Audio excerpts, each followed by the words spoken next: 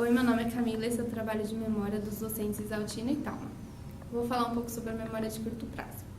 A memória de curto prazo serve como um filtro para determinar as informações que passarão para a memória de longo prazo. Caso já exista a informação na memória de longo prazo, ela é descartada da memória de curto prazo, que dura de 15 a 30 segundos. Um estudo de George Mealy sobre as limitações da memória de curto prazo, feito em 1956, mostra que uma pessoa pode reter até 7 itens de uma lista passada para ela. Agora eu vou falar sobre como a memória de curto prazo é processada no cérebro.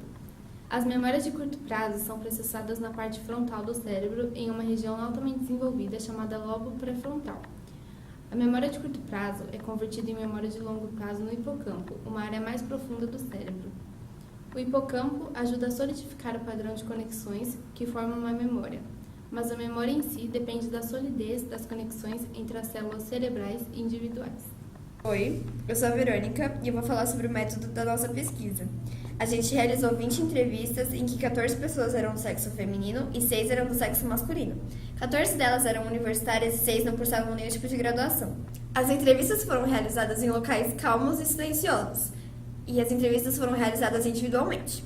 O procedimento foi o seguinte: a gente entregou para cada entrevistado uma folha sulfite e uma caneta e explicou que nós leríamos cada lista antes de fazer qualquer tipo de anotação. Nós depois falaríamos a palavra recordar e aí sim eles anotariam as palavras que nós dissemos anteriormente. Com exceção da lista 4, que eles teriam que esperar 5 minutos. Oi, eu sou Henrique Moretti, eu vou apresentar os resultados que obtivemos através das entrevistas realizadas. E antes de tudo eu gostaria de falar que as listas de número 1, 2, 3 e 4, que eram referentes às palavras, tiveram um rendimento maior do que as listas de número 5, 6, 7 e 8, que eram as compostas por números. Os percentuais de acerto nas palavras de cada lista variaram entre a região onde elas estavam localizadas, podendo estar no início, na área intermediária ou no final. O rendimento das listas 1, 2, 3 e 4 ficaram por uma média de 47% a 63,5%. Isso significa que de 200 palavras que poderiam ser relatadas pelos entrevistados, no máximo, incluindo erros, 127 foram redigidas. O aproveitamento das listas referentes a palavras variou entre 91% e 98%, portanto é impossível encontrar uma taxa de erro mínima. A lista 1, que era composta por palavras aleatórias, teve 94 palavras recordadas e foi a lista dentre as palavras com o menor número de recordações. Dessas 94, 87 delas estavam corretas, que representa 93%, e 7% estavam erradas. As palavras com maior incidência foram abacaxi e pia, que se localizavam na parte inicial da lista. A lista 2, referente a animais, teve um total de 120 palavras recordadas, dentre as quais 98% estavam corretas. Esta lista também teve uma incidência maior nas palavras iniciais, sendo cachorro com 100%, a única palavra que foi recordada pelos 20 entrevistados, gato com 90% e jumento com 80%. A lista 3, composta por palavras com F mais a palavra dado, teve um total de 117 relatos, dentre os quais 112, que representa 96%, estavam corretos e 5, o equivalente a 4%, estavam errados.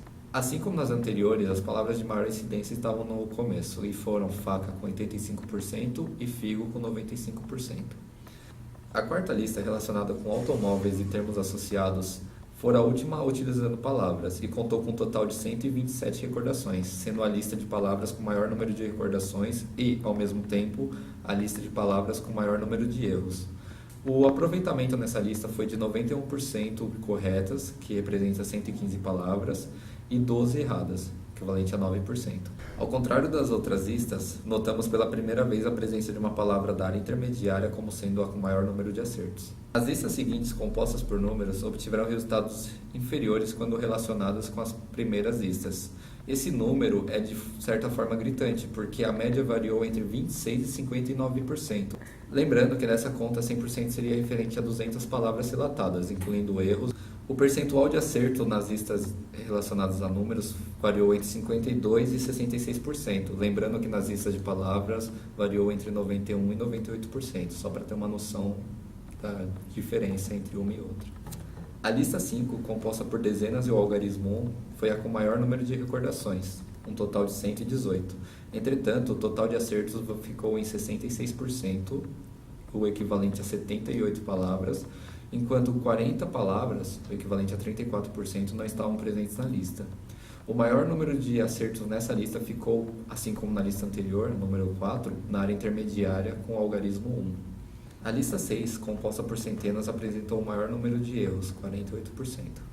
Foram recordados um total de 65 números, dentre os quais apenas 34 estavam corretos. Pela primeira vez em uma lista de números foi possível notar uma incidência maior nas extremidades, tanto no início quanto no fim, mas com foco maior na parte final da tabela. A lista 7, composta por milhares, teve o menor número de relatos, sendo que 33 números, o equivalente a 63%, estavam corretos, enquanto 19 números, o equivalente a 37%, estavam ausentes da lista. Assim como nas listas anteriores, foi possível notar a presença de uma maior incidência nas extremidades, tanto no início quanto no fim, mas com foco maior no fim. A última lista, agrupamento de dezenas, obteve um total de 64 relatos, sendo que 42 dele, o equivalente a 66%, estavam corretos, e 22, o equivalente a 34%, não estavam presentes na lista. A maior incidência de acertos nessa lista esteve na extremidade final. A respeito dos resultados apresentados, nós podemos coincidi-los com estudos previamente feitos por outros teóricos, como, por exemplo, o psicólogo norte-americano Hundus, que em 1971 propôs uma teoria que dizia que as palavras iniciais tinham uma maior incidência pelo fato de elas serem repetidas com uma maior frequência. Um outro experimento que podemos utilizar como base para analisar nossos resultados é o experimento de evocação livre. Esse experimento utiliza de termos como efeito de primásia e efeito de recenticidade.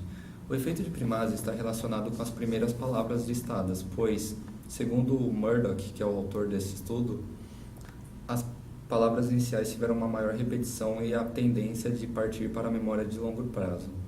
O efeito de recenticidade diz respeito às palavras finais. Para Murdoch, o efeito de recenticidade está relacionado com o fato das informações terem sido obtidas há pouco tempo. Tivemos 2 desvios padrões nos resultados apresentados em relação às teorias que utilizamos para nos embasar. A lista 4 teve como maior frequência a palavra para-choque, que era uma palavra que se localizava na área intermediária da lista. Pelo fato de ter levado 5 minutos para os participantes relatar as palavras desta lista, é possível que a sua incidência não esteja relacionada com o efeito de recenticidade, uma vez que 5 minutos após a informação ser obtida, ela já estaria na memória de longo prazo. Outra lista que teve um desvio padrão e apresentou o resultado com maior incidência na área intermediária foi a lista 5, que era referente a dezenas e o algarismo 1.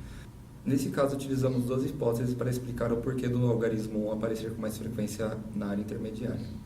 Uma das possibilidades pode ser pelo fato do algarismo 1 ter uma simplicidade maior em relação às dezenas apresentadas na lista. A segunda hipótese que pode ser considerada em relação ao algarismo 1 é que, pelo fato dele ser o 7º elemento da lista, ele se enquadraria entre os 5 ou 6 últimos elementos presentes nela. Ou seja, segundo Murdoch, ele faria parte do efeito de recenticidade. Oi, meu nome é Juliana Cleto e eu vou falar sobre a conclusão do trabalho. Neste trabalho, podemos concluir que, estudando a memória de curto prazo dos indivíduos que foram entrevistados, encontramos resultados que podem ser assemelhados ao esperado. Padrões pré-estabelecidos em estudos realizados anteriormente, como, por exemplo, efeito de primásia e efeito de recenticidade, foram detectados e confirmados. Além disso, a retenção de informações de números de 7 mais ou menos 2 números foi respeitado em todos os testes, sendo que nenhum dos voluntários conseguiu recordar mais do que 9 informações. Desta forma, o trabalho confirma as teses propostas por Miller e Murdoch.